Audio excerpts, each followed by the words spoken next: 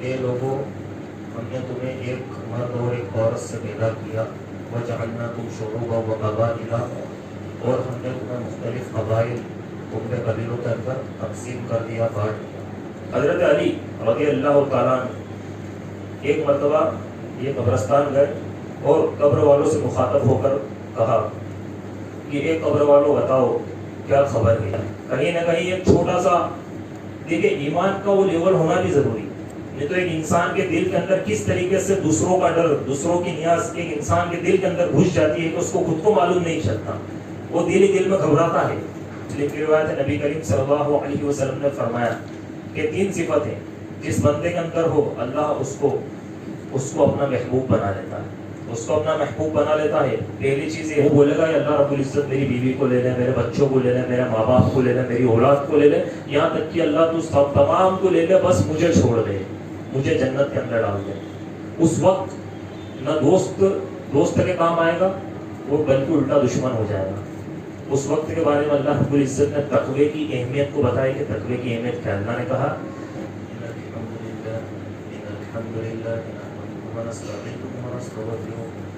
ونعوذ بالله من شرور أنفسنا ومن سيئات أعمالنا، من يهده الله فلا مضل له ومن يضلل فلا هادي له، وأشهد أن لا إله إلا الله وحده لا شريك له، وأشهد أن محمدا عبده ورسوله، أما بعد فإن خير الحديث كتاب الله، وخير الهدي هدي محمد صلى الله عليه وسلم، وشر الأمور محدثاتها، وكل محدثة بدعة، وكل بدعة ضلالة، وكل ضلالة في النار۔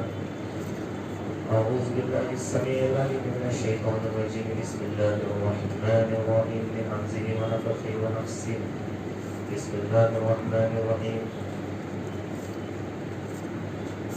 يا أيها الذين آمنوا اتقوا الله حق تقاته ولا تموتن إلا وأنتم مسلمون، يا أيها الناس اتقوا ربكم الذي خلقكم من نفس واحدة وخلق منها زوجها وبث منهما رجالا كثيرا ونساء، واتقوا الله الذي تساءلون به والأرحام، إن الله كان عليكم رقيبا، يا أيها الذين آمنوا اتقوا الله وقولوا قولا سديدا يصلح لكم أعمالكم ويغفر لكم ذنوبكم، ومن يطع الله ورسوله فقد فاز فوزا عظيما۔ قال الله تبارك وتعالى في القرآن المجيد، يا أيها الناس إنا خلقناكم من ذكر وأنثى وجعلناكم شعوبا وقبائل لتعارفوا إن أكرمكم عند الله أتقاكم إن الله عليم خبير۔ تمام تعریف و توصیفات اللہ وحدہ لا شریک ہے، تمام جانوں کا خالق ہے، اور یہ شمار جو سلام نازل اللہ تعالیٰ سے دیا محمد رسول اللہ صلی اللہ علیہ وسلم۔ السلام علیکم ورحمۃ اللہ وبرکاتہ۔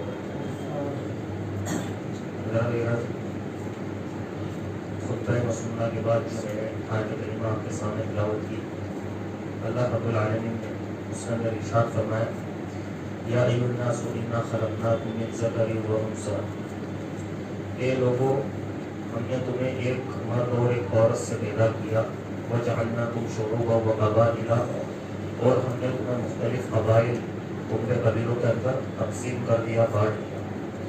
یہ تعارف صرف اس لیے تاکہ تمہاری پہچان ہو سکے، یہ فلاں شخص فلاں قبیلے کا ہے، فلاں کا نام ہے۔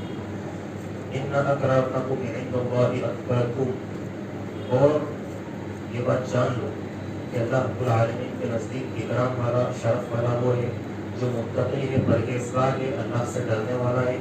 تم میں جو متقی ہے وہ اللہ رب العالمین کے نزدیک اکرام والا ہے۔ ان اللہ علیم خبیر، بے شک اللہ رب العالمین جاننے والا اور خبر رکھنے والا ہے۔ تقویٰ اس کا لفظی معنی پرہیزگاری، اردو میں اس کو بولتے ہیں پرہیزگاری، پرہیزگاری اختیار کرنا۔ عبداللہ بن مسعود رضی اللہ تعالیٰ عنہ نے تقوی کا تعارف کراتے ہوئے کہا کہ تقویٰ 3 باتوں سے مکمل ہوتا ہے۔ پہلا، اللہ کی اطاعت کرنا، اس کی نافرمانی نہ کرنا۔ دوسرا، اللہ کو یاد رکھنا، اس کو کبھی نہ بھولنا۔ اور تیسرا، ہمیشہ خودداری کرنا، کبھی بھی ناشکری نہ کرنا۔ یہ 3 صفات جس کے اندر جمع ہو گئی، اس کے اندر تقویٰ اس کے دل کے اندر جمع ہو گئی۔ اللہ کی اطاعت کرنا، اس کی نافرمانی نہیں کرنا، اس کو یاد رکھنا، اس کو کبھی نہ بھولنا، اور ہمیشہ اللہ رب العالمین کا ہر حال میں شکر ادا کرنا، کبھی بھی کسی بھی کنڈیشن میں اس کی ناشکری نہیں کرنا. یہ 3 چیزوں کا مجموعہ دراصل تقویٰ کی ڈیفینیشن ہی حضرت عبداللہ بن مسعود رضی اللہ تعالیٰ عنہ کو. حضرت عمر فاروق رضی اللہ تعالیٰ عنہ نے ایک مرتبہ ابی بن کعب سے پوچھا کہ تقویٰ کسے کہتے ہیں؟ تو ابی بن کعب رضی اللہ تعالیٰ عنہ نے کہا کہ بتائیے، آپ کو کانٹے دار جھاڑیوں کے اندر ایک راستہ جا رہا ہے، اس میں سے گزرنا ہے تو آپ کیسے گزریں گے؟ اب یہاں پر ایک بات تو یہ بھی معلوم ہوئی کہ علم والے جو ہوتا ہے اس کے سامنے جب علم والا آتا ہے تو اس سے فائدہ اٹھاتا ہے. یعنی حضرت عمر رضی اللہ تعالیٰ جو کہ خود ایک علم کا ذخیرہ چلتے پھرتے، ایک علم تفسیر کا ذخیرہ تھے، لیکن اس کے باوجود انہوں نے ابی بن کعب رضی اللہ تعالیٰ عنہ سے پوچھا. تو اس سے یہ معلوم ہوتا ہے کہ کوئی علم والا ہمارے سامنے ہو تو ہمیں اس سے فائدہ اٹھانا چاہیے. تو جب یہ سوال حضرت ابی بن کعب نے کیا کہ جھاڑیوں کا ایک راستہ ہے، اس میں سے تمہیں نکلنا ہے، کس طریقے سے گزرو گے؟ تو حضرت عمر فاروق رضی اللہ تعالیٰ عنہ نے کہا کہ اس سے میں بڑے احتیاط سے اپنا دامن بچا کر گزر جاؤں گا. تو ابی بن کعب رضی اللہ تعالیٰ عنہ نے کہا کہ اسی احتیاط کے ساتھ زندگی گزارنے کا نام تقویٰ ہے. اسی احتیاط کے ساتھ کہ انسان کے لیے گناہوں کے سارے راستے کھلے ہوئے ہیں، ناشکری کے سارے راستے کھلے ہوئے ہیں. شیطان نے ایک انسان کو اتنا بدظن کر دیا کہ وہ دین سے دور ہو گیا، دین سے غافل ہو گیا. اللہ کے قرآن سے دور ہونے کے سارے راستے کھلے ہوئے ہیں. شریعت محمدی صلی اللہ علیہ وسلم کو بھولنے کے سارے راستے کھلے ہوئے ہیں. دنیا کی زینتوں کے اندر، دنیا کی لذتوں کے اندر، دنیاوی آرائشوں کے اندر، تھوڑی سی دیر کے سکون کے اندر، اور اس فنا ہونے والی دنیا کی رنگینیوں کے اندر جانے کے سارے راستے انسان کے لیے شیطان نے کھول رکھے ہیں. اور ان تمام سے بچتے ہوئے صراط مستقیم سے نکل جانا، اپنے دامن کو ان گناہوں سے بچاتے ہوئے کسی احتیاط کا نام تقویٰ ہے. قرآن مجید میں تقویٰ 250 سے زائد مرتبہ اللہ رب العالمین نے تقوی کا ذکر کیا. یہ اللہ کی رحمت اور نعمت ہے کہ وہ ہمیں اتنی عظیم شے کی اہمیت بتانا چاہتا ہے متعدد مقامات پر ذکر کر کے. اللہ رب العالمین کا کتنا احسان، اللہ رب العالمین کی کتنی بڑی نعمت، اللہ رب العالمین کی کتنی بڑی رحمت کہ تقوی جیسی چیز ایک عظیم شے کے لیے اللہ رب العالمین نے اپنے بندوں کو آشناس کرانے کے لیے 250 سے زائد مقامات پر اس کا ذکر کیا کہ سمجھ جاؤ کہ مین توشہ آخرت جو ہے وہ یہی ہے. چنانچہ قرآن کہتا ہے کہ زندگی کے اس سفر میں سب سے بہترین زیادہ سفر اگر کوئی چیز ہے تو تقویٰ ہے، یعنی اللہ کا ڈر ہے، پرہیزگاری ہے. وَتَزَوَّدُوا فَإِنَّ خَيْرَ الزَّادِ التَّقْوَىٰ، اور زیادہ سفر لے لو، سب سے بہترین زیادہ سفر، سب سے بہترین توشہ جو ہے وہ تقویٰ ہے. قرآن کیا ہے اس سفر کے اندر، تو اس زندگی کے لیے، اس سفر کے لیے جو منزل ہے وہ کیا ہے؟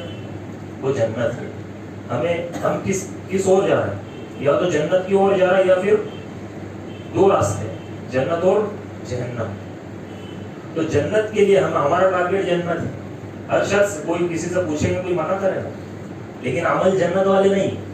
ہر شخص کو جنت میں جانا ہے. ہر شخص کی منزل کیا ہے؟ اس سے پوچھئے کہاں جانا ہے؟ جنت الفردوس میں اللہ رب العالمین اللہ میں اعلیٰ مقام عطا فرمائے.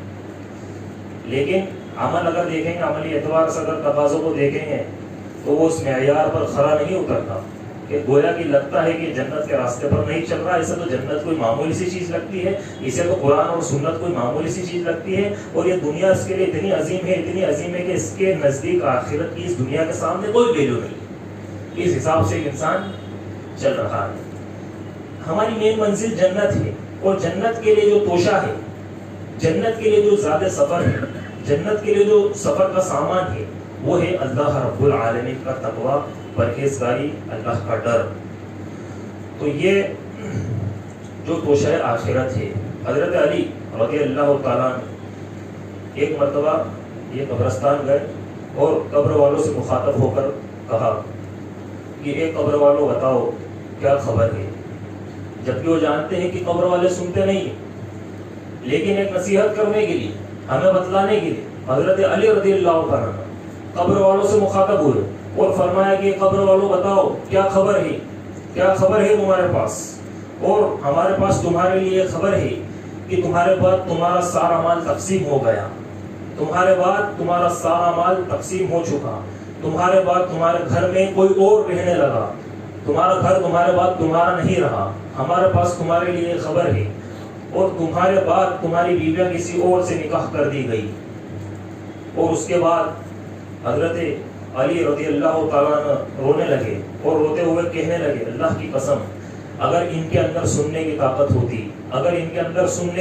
ہوتی، اور اگر ان کے اندر جواب دینے کی صلاحیت ہوتی تو ضرور یہ جواب دیتے کہ انا وجدنا خیر الزاد تقویٰ، کہ ہم نے زندگی کے اس سفر میں سب سے بہترین توشہ تقوی کو بنایا اور تقوی کو پایا، یعنی ہم نے زندگی کے اس سفر میں سب سے بہترین توشہ اگر کسی کو پایا تو وہ تقوی کو پایا۔ اس کے علاوہ زمین کے اوپر جب ہم چلتے تھے تو ہمارے سامنے جو مظاہر پیش آتے تھے، اگر ہم ان کی رنگینیوں کے اندر کھو گئے، اگر ہم نے انہیں سب کچھ مان لیا، اگر ہم نے اسباب کو رب بنا لیا، اگر ہم مال و دولت کے اوپر ایمان لے کر آ گئے، اگر ہم دنیاوی جاہ و جلال، منصب و فائز پر فائز ہونے کے لیے اگر ہم ایمان لے کر آ گئے، اگر ہم نے یہ سوچا کہ دنیا کے اندر بلڈنگیں بنا لینا، دنیا کے اندر نام کما لینا، دنیا کے اندر پیسہ بنا لینا، دراصل یہی سب چیز ہے، تو قبر کے اندر سے پھر ہم کیا جواب دیں گے؟ ہم یہی جواب دیں گے کہ ہم نے اس سفر کے اندر جو سب سے بہترین ساتھی اگر کسی کو پایا تو وہ کس کو پایا؟ تقوی کو پایا۔ لیکن اس وقت تک ہمارے پاس وہ وقت اب بچا نہیں، صرف جواب کے لیے ہوتا ہے۔ تو یہاں پر حضرت علی رضی اللہ تعالیٰ دراصل ہمیں نصیحت کرنا چاہتے ہیں، قبر والے نہیں سن سکتے، اور اسی لیے حضرت علی نے کہا کہ اگر یہ سنتے، اگر یہ سننے کی طاقت رکھتے، اگر یہ جواب دینے کی طاقت رکھتے تو یہ جواب دیتے۔ تقویٰ یہ کیا ہے؟ تقویٰ یہ اللہ کی وصیت ہے۔ نصیحت اور وصیت میں کیا فرق ہوتا ہے؟ نصیحت جو ابھی میں آپ کو کر رہا ہوں، لیکن وصیت کیا ہوتی ہے؟ وصیت وہ ہوتی ہے جو نصیحت کا سب سے بڑا اسٹیج ہوتا ہے، سب سے آخری اسٹیج ہوتا ہے، کہ ایک بندے کو بہت اہم چیز بتانی ہو کہ یہ وصیت ہے، اس کے بعد بار بار اس کو سننے کا موقع نہیں ملے گا۔ جس طریقے سے ایک مرنے والا زندگی سے جاتا ہے اور وہ وصیت کر کے جاتا ہے، وہ بتا کر جاتا ہے، تو وہ بہت اہم اس وقت کا جو معاملہ ہوتا ہے کہ ایک بندہ اس کو سنتا ہے، سماعت کرتا ہے، اس پر غور کرتا ہے، اس پر عمل کرتا ہے۔ تو اسی لیے اللہ رب العالمین نے کیا کہا؟ یہ اللہ کی وصیت ہے، تقویٰ یہ اللہ کی وصیت ہے۔ جان لو کہ تمہارے جو جسم ہے اس کے اندر سب کچھ ہے، وہ سجے ہوئے ہیں، وہ ہٹے کھٹے ہیں، وہ تندرست ہیں، وہ دیکھنے میں خوبصورت ہے، ان کا بڑا مقام ہے سماج کے اندر، انہوں نے بڑے بڑے دنیا کے اندر ڈیولپ کر دیے، لیکن اگر اس جسم کے اندر تقویٰ نہیں ہے، اس جسم کے اندر جو دل ہے اس کے اندر اللہ کا ڈر نہیں ہے، تو وہ جسم کسی کام کے نہیں، ان کی کوئی ویلیو نہیں، کیونکہ اس کے اندر اللہ رب العالمین کا تقویٰ اور اس کی پرہیزگاری نہیں ہے۔ اللہ کی وصیت اللہ رب العالمین نے سورہ نساء کے اندر فرمایا کہ وَلَقَدْ وَصَّيْنَا الَّذِينَ أُوتُوا الْكِتَابَ مِنْ قَبْلِكُمْ وَإِيَّاكُمْ أَنِ اتَّقُوا اللَّهَ، کہ ہم نے تم سے پہلے امتوں کو بھی تقوی کی وصیت کی ہے اور تمہیں بھی کرتے ہیں کہ تم اللہ رب العالمین سے ڈرو، اللہ کا تقوی اختیار کرو، یہ وصیت ہے۔ اللہ کے نبی صلی اللہ علیہ وسلم نے بھی وصیت کی۔ حضرت عرباد بن ساریہ رضی اللہ تعالیٰ عنہ کہتے ہیں کہ ایک مرتبہ نبی کریم صلی اللہ علیہ وسلم نے بڑی فصیح و بلیغ نصیحت فرمائی، ایسی دردمندانہ گفتگو کی کہ سننے والے سب رو پڑے۔ ایک صحابی نے کہا اے اللہ کے نبی صلی اللہ علیہ وسلم، آج کا انداز نصیحت کچھ ایسا لگتا ہے کہ دنیا سے اب آپ کے جانے کا وقت آ گیا ہے، تو اے اللہ کے نبی صلی اللہ علیہ وسلم آپ ہمیں کچھ نصیحت، کچھ وصیت کر جائیے۔ تو اللہ کے نبی صلی اللہ علیہ وسلم نے فرمایا اوصیکم بتقوی اللہ، اوصیکم بتقوی اللہ، کہ تمہیں میں یہ وصیت کرتا ہوں کہ تم اللہ رب العالمین کا تقوی اختیار کر لو، اس کا ڈر اپنے دل کے اندر ڈال دو، دنیا کا ڈر اپنے دل سے نکال دو، اس کی پرہیزگاری اپنے دل کے اندر ڈال دو، دنیا کی بے نیازی اپنے دل کے اندر سے نکال دو، اور اللہ رب العالمین کے نیاز مند بن جاؤ، دنیا سے بے نیاز ہو جاؤ، دنیا والوں کے مال و دولت پر نظر نہ رکھو، بلکہ اللہ رب العالمین کی تقسیم پر راضی رہو کہ اللہ رب العالمین جو رزق عطا کرتا ہے وہ بہترین کرتا ہے۔ تو اللہ کے نبی صلی اللہ علیہ وسلم نے تقوی کی وصیت کری۔ حضرات گرامی، نبی کریم صلی اللہ علیہ وسلم نے متقی کو سب سے زیادہ شرف والا قرار دیا کہ جو متقی ہوتا ہے اس سے بڑا شرف والا کوئی نہیں. جب آپ صلی اللہ علیہ وسلم سے پوچھا گیا من اکرم الناس، تو جواب دیا اتقاہم. کیا سوال کیا گیا کہ سب سے زیادہ اکرام والا کون ہے دنیا کے اندر؟ اللہ کے نبی نے کہا اتقاہم، جو سب سے زیادہ اللہ سے ڈرنے والا، جو سب سے زیادہ اللہ سے ڈرنے والا ہو. ہمارے نزدیک دنیا میں جتنے معیار ہیں، عزت و شرف کے جتنے معیار ہیں، عزت و اکرام کے جتنے معیار ہیں، یہ سب کے سب جھوٹے معیار ہیں. یہ سب معیار جھوٹے ہیں. یہ معیار کوئی معیار تھوڑی نہیں کہ ہم کسی بھی معیار پر ایک شخص کو کسی بھی وجہ سے کسی کو نیچا گرا دے اور کسی کو اونچا کر دے. ہمارے جو معیار ہے یہ سب جھوٹے معیار ہیں. حقیقی آرائش، حقیقی لذت، حقیقی عزت و اکرام اور حقیقی شرف اور حقیقی معیار دراصل متقیوں کے پاس ہے، جو اللہ رب العالمین سے ڈرنے والے ہیں. کیونکہ اگر کوئی شخص سب سے بڑے محلات کے اندر رہتا ہو، دنیا کا سب سے نامچین آدمی ہو، اور وہ جس قبیلے کا ہو وہ قبیلہ بھی نامچین ہو، لیکن ایک وہ شخص جو گمنام قبیلے سے آتا ہو، جس کے قبیلے کا کوئی نام نہیں، کوئی نام لینے والا نہیں، جس کو کوئی جاننے والا نہیں، جس کے کپڑوں پر پیبند لگے ہوئے ہیں، جس کے کپڑے پھٹے ٹوٹے ہیں، جس کا گھر کچا بنا ہوا ہے، لیکن وہ شخص جو سب سے زیادہ جاہو جلال والا اپنے آپ کو سمجھتا ہے، اگر اس کے دل کے اندر تقویٰ نہیں، وہ اس شخص کے دل کے اندر جو گمنام ہے، اس کے دل کے اندر اگر اللہ رب العالمین کا تقویٰ ہے، تو اللہ رب العالمین کے نزدیک سب سے زیادہ شرف والا، سب سے زیادہ اکرام والا،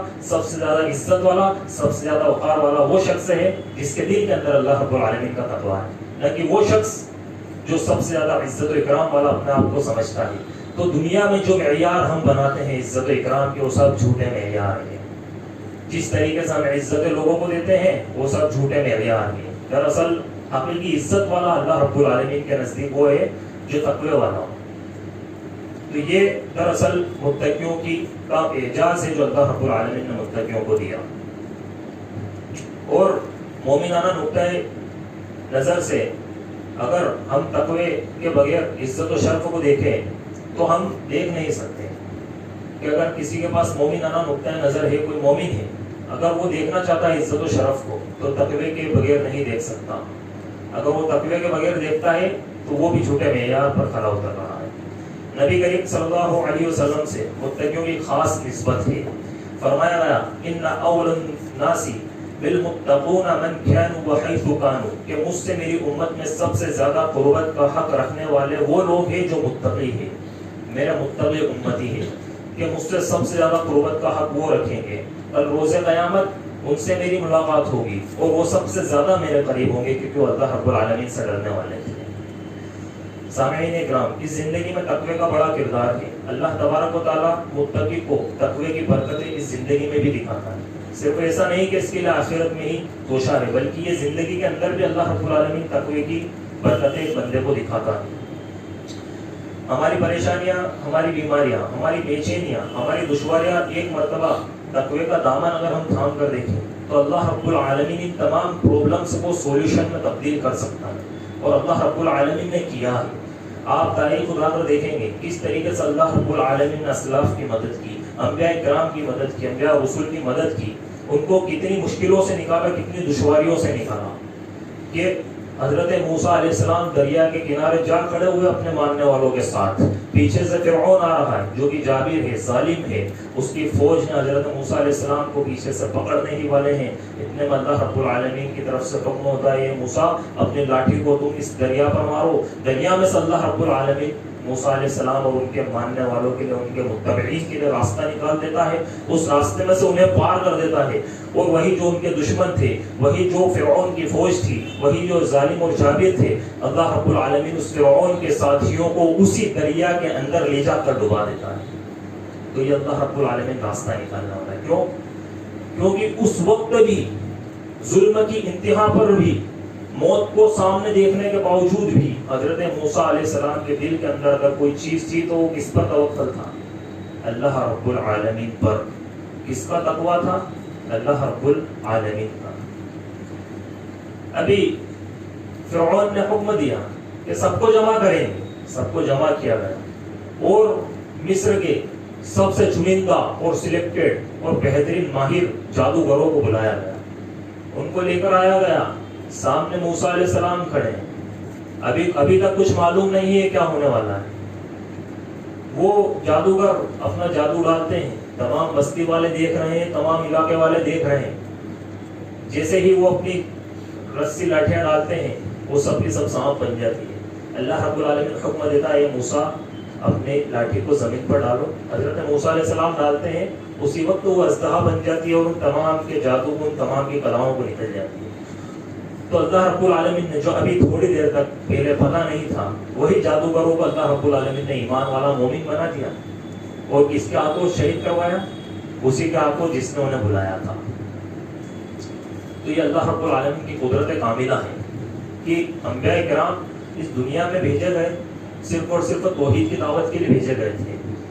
یہ دنیا ان کے نزدیک صرف ایک کھیل تماشا تھی، اور انہوں نے اسی کیٹیگری میں اس کو رکھا کہ یہ ایک دھوکہ ہے، یہاں کی عزت و وقار سب دھوکہ ہے، یہ فرعون دھوکہ ہے، یہ اس کے ماننے والا دھوکہ ہے، یہ اس کی سلطنت سب دھوکہ ہے، یہ کچھ بھی نہیں، یہ کچھ نہیں کر سکتے، سب کچھ کرنے والی ذات اللہ رب العالمین کی ہے۔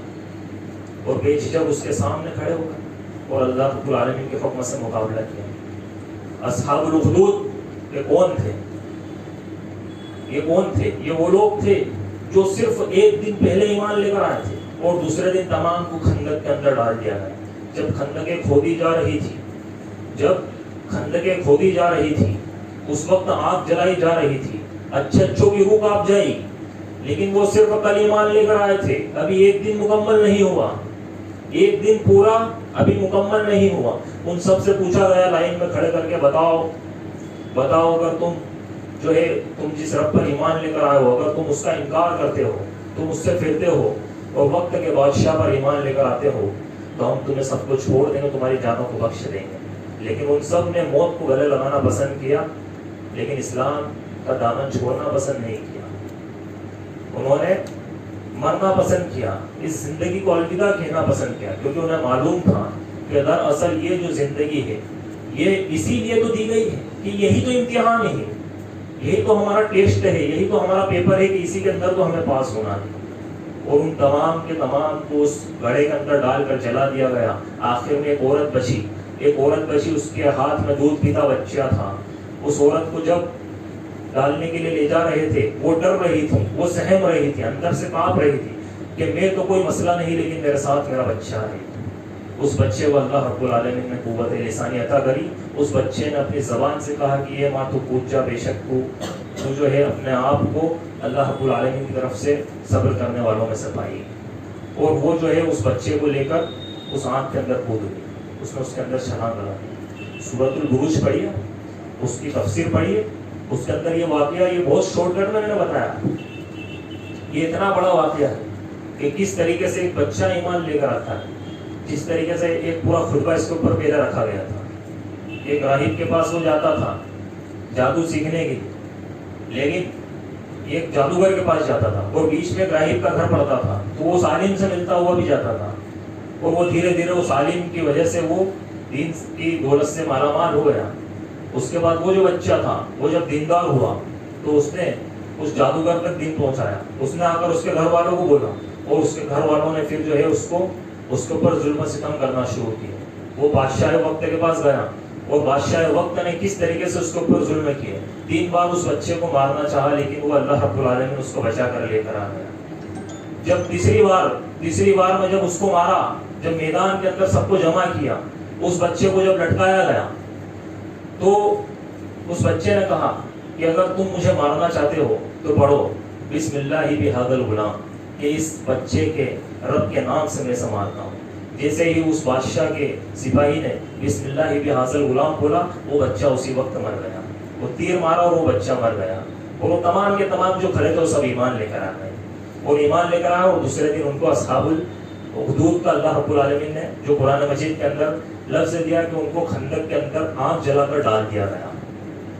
تو یہ اللہ رب العالمین کی طرف سے مشیت ہے، اللہ رب العالمین کی طاقت ہے، اس کی پاور ہے کہ وہ جسے چاہے ایمان سے مالا مال کر دے، اور جسے چاہے اس سے ایمان کو چھین لے۔ تو یاد رکھیے، آج جو ماحول چل رہا ہے ملک کے اندر، کہیں نہ کہیں ایک چھوٹا سا دیکھیں ایمان کا وہ لیول ہونا بھی ضروری ہے. نہیں تو ایک انسان کے دل کے اندر کس طریقے سے دوسروں کا ڈر, دوسروں کی نیاز ایک انسان کے دل کے اندر گھس جاتی ہے کہ اس کو خود کو معلوم نہیں چلتا, وہ دل ہی دل میں گھبراتا ہے. لیکن ایک بات یاد رکھیے کہ حسبنا اللہ و نعم الوکیل, اللہ رب العالمین کارساز ہے اور وہی بچانے والا ہے. تو یہ چیز ہمیشہ دماغ میں رہنی چاہیے. تو ہماری پریشانیاں, ہماری بے چینیاں, ہماری بیماریاں, ہماری دشواریاں, یہ تمام کی تمام اگر تقوی کا دامن ہم تھام لے, اللہ رب العالمین ان پرابلمس کو سولوشن بنا دے گا. وَمَن يَتَّقِ اللَّهَ يَجْعَل لَّهُ مَخْرَجًا وَيَرْزُقْهُ مِنْ حَيْثُ لَا يَحْتَسِبُ. اور اللہ رب العالمین ایسی جگہ سے راستہ نکالے گا کہ جس کا ہمیں گمان نہیں, اور ایسی جگہ سے رزق عطا کرے گا جس کے بارے میں ہم سوچ نہیں سکتے. قرآن مجید میں دشمنوں کے منصوبوں, دشمن کی مکاریوں, سازشوں کا ذکر کرنے کے بعد کہا کہ تمہارا مخالف یہ سب سوچ رہا ہے کہ تمہیں نقصان پہنچائے گا, اور تمہیں نقصان پہنچانے کی کگار پر کھڑا ہے, تمہیں نقصان پہنچانے کے لیے بالکل بےتاب ہے. وَإِن تَصْبِرُوا وَاتَّقُوا وَتَتَّقُوا لَا يَضُرُّكُمْ كَيْدُهُمْ شَيْئًا, کہ اگر تم صبر کرو, اگر تم صبر کرو اور اگر تم اللہ رب العالمین کا ڈر صرف اپنے دل کے اندر بٹھا لو, لا یضرکم کیدہم شیئا, وہ تمہارا مخالف تمہارا کچھ نہیں بگاڑ سکیں گے, تمہارا مخالف تمہارا کچھ نہیں بگاڑ سکیں گے. آج ایک چیز تو ہمارے دل کے اندر ہے کہ جب ظلم کیا جاتا ہے تو ہم صبر تو کرتے ہیں, ہم بولتے ہیں صبر کرو, لیکن صبر کے ساتھ ساتھ صرف اللہ کا ڈر ہونا چاہیے. ہم صبر ڈر کی وجہ سے نہ کریں بلکہ ہم اللہ کے ڈر کی وجہ سے صبر کریں. صبر اس لیے نہیں کرنا ہے, صبر کر رہے ہیں, اندر بیٹھے ہوئے ہیں, ڈرے ہوئے ہیں, اور دل کے اندر ڈر ہے ان لوگوں کا کہ نہیں مار نہ دے, اور اس اپنی بزدلی کو نام دے رہے ہیں کس چیز کا, اپنی بزدلی کو نام دے رہے ہیں صبر کا. دراصل یہ بزدلی صبر نہیں بلکہ یہ لوگوں سے ڈرنا اور اللہ رب العالمین کی ذات کے ساتھ شرک کرنا, کہ ہم نے کسی اور کا ڈر اپنے دلوں کے اندر بٹھایا. ڈر کس کا ہونا چاہیے؟ اللہ رب العالمین کا. اب بھلے اس کے اندر قتل کر دیا جائے, چاہے اس کے اندر مار دیا جائے, چاہے ہمارا گھر بار مال و دولت سب اللہ رب العالمین نے جو تقدیر میں لکھا ہے وہ ہو کے رہے گا, ایسا ہو نہیں سکتا. ایک شخص یہ کہتے کہ حجت قائم ہونے والی 2024 میں بھی دعوت کا کام کر لو, اور پھر دورانہ گاؤں کے اندر پتھر وغیرہ مارے جاتے ہیں تو اسی وقت بھاگ جاتے ہیں. تو اس طریقے سے یہ دعوت کا مذاق ہے, دعوت نہیں عداوت ہے. اس طریقے کی دعوت دی جائے اور اس وجہ سے ہماری تقدیر بدل جائے نہیں, بلکہ ایک شہید کو جب کل روز قیامت اللہ رب العالمین اٹھائے گا اور اس سے پوچھے گا بتا تیری کوئی اچھا ہو تو, وہ کہے گا کہ اللہ رب العالمین ایک اور مرتبہ بھیج دے, ایک اور مرتبہ دنیا کے اندر بھیج, میں پھر سے تیری راہ کے اندر نکلوں, لڑوں اور پھر سے میں شہید ہو جاؤں جس طریقے سے ابھی شہید ہو کر آیا. تو شہید کی تو یہ تمنا ہے. تو اگر کوئی تقوی کی حالت میں اپنے اہل و عیال کو بچاتے ہوئے, اپنے گھر بار کو بچاتے ہوئے, اپنے مال و دولت کا ڈیفینس کرتے ہوئے, اپنا ڈیفینس کرتے ہوئے اگر کفار کے ہاتھوں مار دیا جائے تو وہ کیا کہلایا؟ وہ شہید کہلایا, جس طریقے سے اللہ کے نبی صلی اللہ علیہ وسلم نے حدیث کے اندر ذکر کیا. تو اللہ رب العالمین راستے نکالنے والا ہے, اور اگر ہمارے دلوں کے اندر اللہ کا ڈر ہے تو مخالف کچھ نہیں بگاڑ سکے. حتی الامکان ہے کہ جان لے لیں لیکن ایمان تو نہیں لیں گے. جان کا چلے جانا بڑی چیز ہے کہ ایمان کا چلے جانا بڑی چیز ہے؟ بتائیے کس چیز کا چلے جانا بڑی چیز ہے؟ اگر ایمان چلا گیا تو جان تو ایک دن جانی ہی ہے, جان تو ایک دن جانی ہی ہے. لیکن اگر جان چلی گئی تو ایمان ہمارا بچ گیا, اور اس کے بعد جو اصل زندگی ہے اس کو ایمان سے منسلک ہو کر چلے گی. ایک شخص جو دنیا کے اندر تھوڑی سی مدت کے بعد اگر کفار کے ڈر سے ان کا کلمہ بھی پڑھ جائے, اس میں ان کا کفار کا کلمہ وہ بھی پڑھ جائے, ان کے نعرے بھی لگا دے, اس کے بعد بھی اگر اس کو مار دیا گیا تو اس کی جان بھی گئی, اس کا ایمان بھی گیا, اور اس کے بعد وہ اللہ رب العالمین کی مہمان نوازی سے بھی کیا ہو گیا؟ ٹھکرا دیا گیا. ایک شخص جو شہید ہوتا ہے اس کی مہمان نوازی کون کرتا ہے؟ اللہ رب العالمین کرتا ہے. اللہ اس کا میزبان ہوتا ہے, وہ اللہ کا مہمان ہوتا ہے. اللہ رب العالمین اس کو رزق دیتا ہے. اور کیا کہتا ہے اللہ رب العالمین قرآن مجید کے اندر کہ لا تقولوا فی سبیل اللہ اموات بل احیاء ولکن لا تشعرون, کہ تم ان لوگوں کو مردہ مت کہو جو اللہ کے راہ میں شہید کر دی جائے, بلکہ وہ اللہ کے پاس زندہ ہے, اللہ انہیں رزق دیتا ہے, وہ روزی دیے جاتے ہیں, اور تمہیں اس بات کا علم نہیں. تو شہید ہونا دراصل اللہ رب العالمین کے گھر کا رزق اللہ رب العالمین کے پاس کھانا ہے. تو اس بات کو, اس کانسیپٹ کو دماغ کے اندر رکھنا بہت ضروری ہے. سورۃ طلاق آپ پڑھیے, 5 بشارتیں اللہ رب العالمین نے سنائی تقوی کے تعلق سے. وَمَن يَتَّقِ اللَّهَ يَجْعَل لَّهُ مَخْرَجًا, پہلی تو یہ کہ جو اللہ سے ڈرے گا اللہ اس کے لیے راستہ نکال دے گا. وہ راستے ایسے نکالے گا کہ ایک بندہ اس بات کا گمان بھی نہیں کر سکتا، بھلی وہ کتنی پریشانی میں ہو، کتنی مشکل میں ہو، کتنے عالم میں ہو، اللہ رب العالمین اس کے لیے راستہ نکالا. وَيَرْزُقْهُ مِنْ حَيْثُ لَا يَحْتَسِبُ، اور اس کو ایسی جگہ سے رزق عطا کرے گا جس کا وہ گمان بھی نہیں کر سکتا. وَمَن يَتَّقِ اللَّهَ يَجْعَل لَّهُ مِنْ أَمْرِهِ يُسْرًا، کہ جو اللہ رب العالمین کا تقوی اختیار کرے گا اس کا ڈر اس دل کے اندر بٹھا لے گا. اس دل کے اندر صرف اللہ کا ڈر اگر کوئی بٹھائے گا اللہ رب العالمین اس کے تمام معاملات کو آسان کر دے گا. وَمَن يَتَّقِ اللَّهَ يُكَفِّرْ عَنْهُ سَيِّئَاتِهِ، کہ جو اللہ رب العالمین کا تقوی اختیار کرے گا اللہ تبارک و تعالی اس سے اس کے گناہوں کو دور کر دے گا. اور پھر فرمایا وَيُعْظِمْ لَهُ أَجْرًا، اور جو اللہ کا تقوی اختیار کرے گا اللہ رب العالمین اس کو اجر عظیم عطا کرے گا. اور اللہ رب العالمین کے اجر عظیم جنت ہے. تو بندہ جن صفات کے ذریعے اللہ کی محبت کا حقدار بنتا ہے ان میں سے صفت تقوی یہ بڑی اہمیت رکھتا ہے. مسلم کی روایت ہے نبی کریم صلی اللہ علیہ وسلم نے فرمایا کہ 3 صفتیں جس بندے کے اندر ہو اللہ اس کو اپنا محبوب بنا لیتا ہے، اس کو اپنا محبوب بنا لیتا ہے. پہلی چیز ہے التقوی، کہ انسان کے دل کے اندر صرف اللہ کا ڈر، اس کا تقوی. دوسرا الغنا، کہ لوگوں سے بے نیازی، دنیا سے بے نیازی، جس حالت میں اللہ نے رکھا اس میں خوش ہے.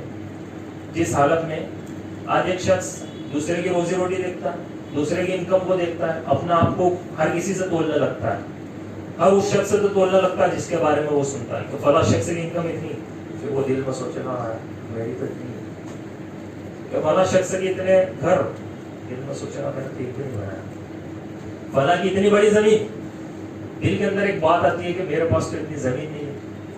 تو یہ بے نیازی نہیں بلکہ یہ اللہ رب العالمین کی ناشکری ہے.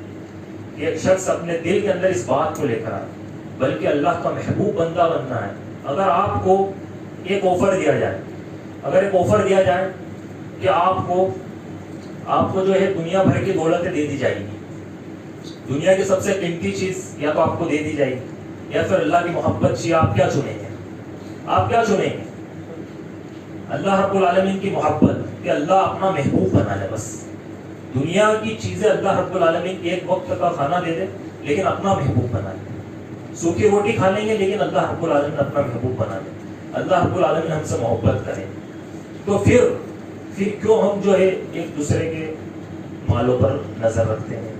کیوں اللہ کی تقسیم پر شک کرتے ہیں؟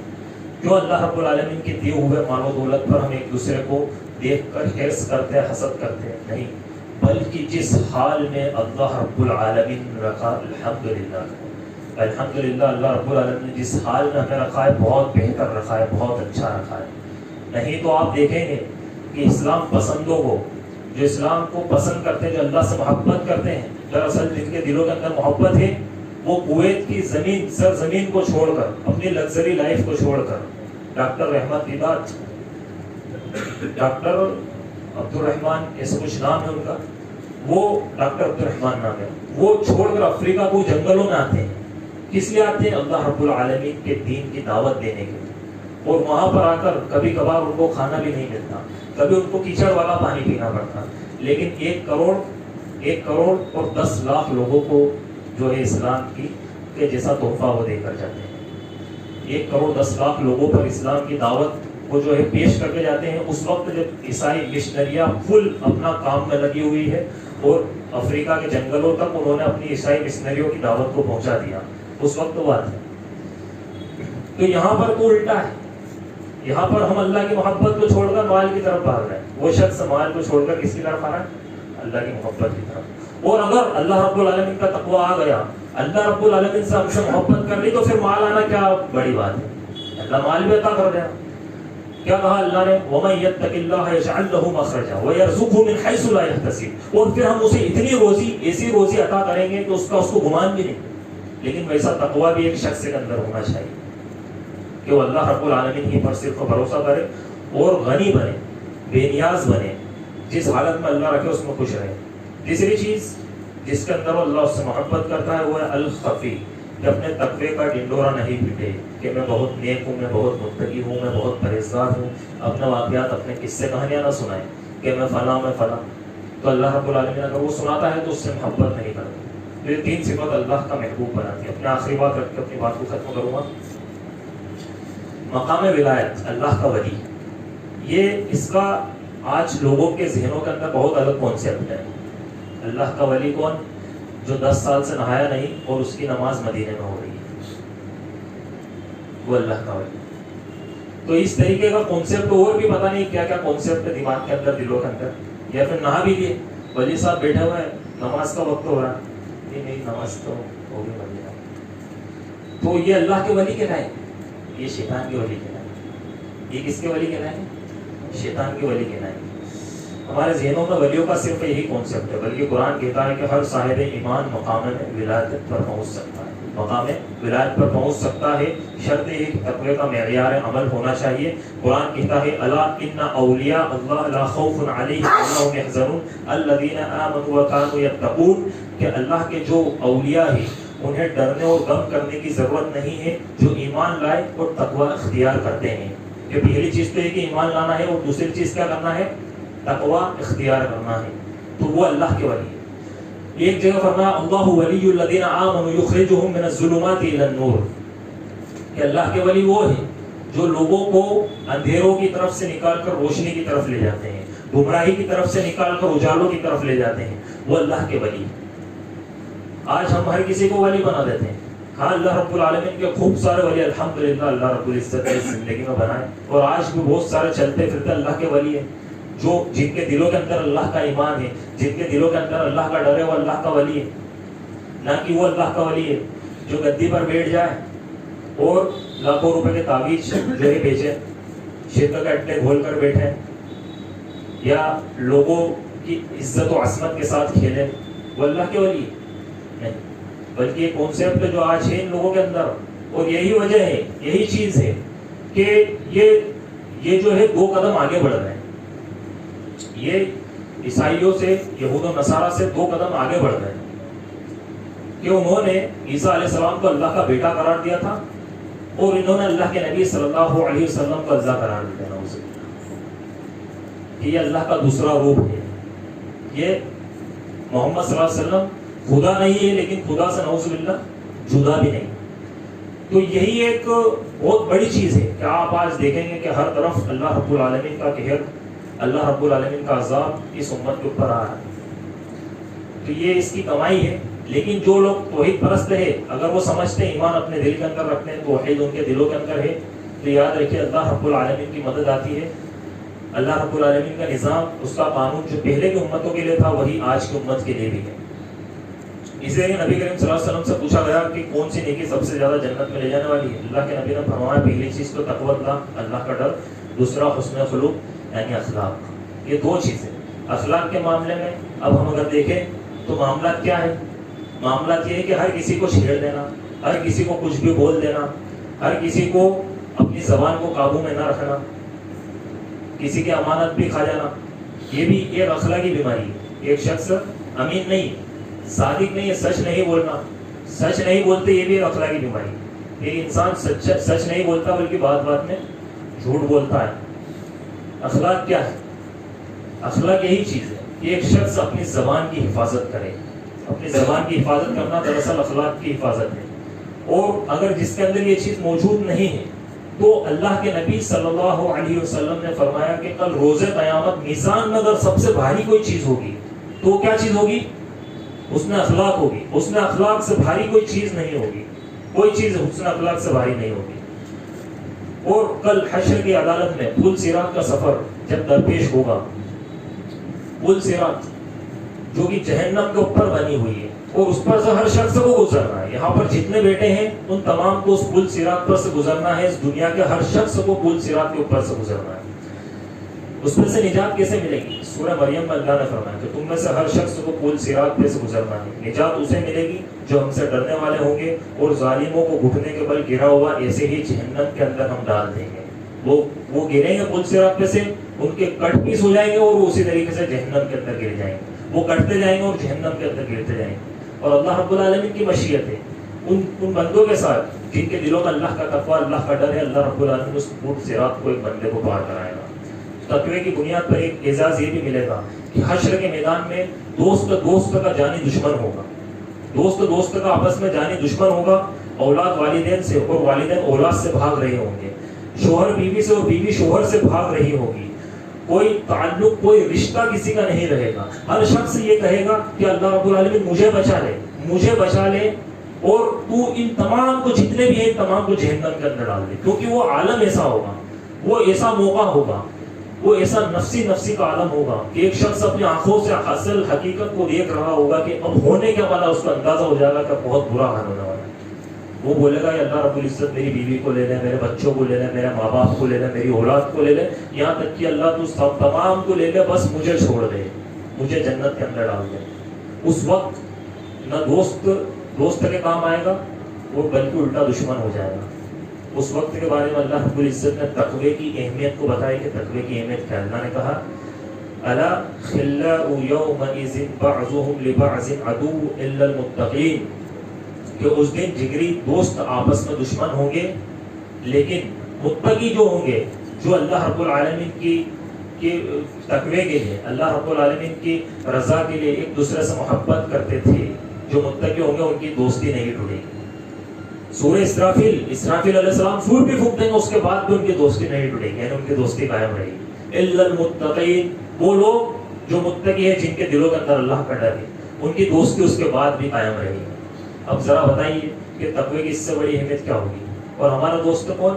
ہمارے دوست وہ جو آج نعوذ باللہ کشینوں میں لے جاتے ہیں، ہمارے دوست وہ جو بار وغیرہ میں لے جاتے ہیں، ہمارے دوست وہ، ہم نے ان لوگوں کو دوست بنا رکھا جو ہر طریقے کے گناہوں کے اندر ہمیں ملوث کرتے ہیں. تو یاد رکھیے کہ اگر دوستی ایسے لوگوں سے ہوگی تو ایک شخص کل روز قیامت اپنے دوست کے دین پر اٹھے گا.